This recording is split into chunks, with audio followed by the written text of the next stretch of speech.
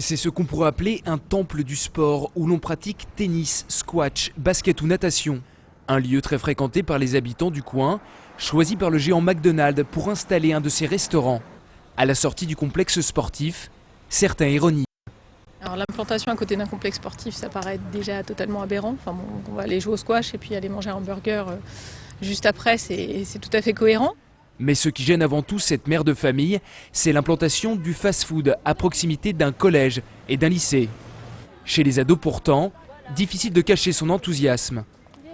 L'autre McDo, il est à Montigny, donc c'est un peu compliqué quoi, pour aller au McDo. C'est une bonne nouvelle parce qu'on pourra aller manger le midi.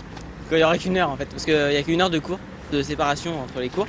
Propriétaire du terrain, la municipalité délivre en quelques semaines le permis de construire. L'opposition qui a voté contre le projet s'insurge, soulignant une contradiction entre ce choix et la politique municipale en termes de lutte contre l'obésité. Comme je dis, vous avez les jeunes. Je ne suis pas sûr que les gens qui habitent dans le quartier Montédour qui est derrière nous soient très intéressés que leurs enfants viennent passer leurs heures de permanence, notamment les enfants du lycée, chez McDonald's. À toute heure, ils peuvent venir manger des hamburgers, des sodas et ainsi de suite. De son côté, la majorité répond par un argument choc. 1,2 million rentreront cette année dans les caisses. Une cinquantaine d'emplois seront également à la clé. Je crois que c'est à chaque parent, à chaque personne dans ce pays de souhaiter aller manger où il le veut, quand il le veut.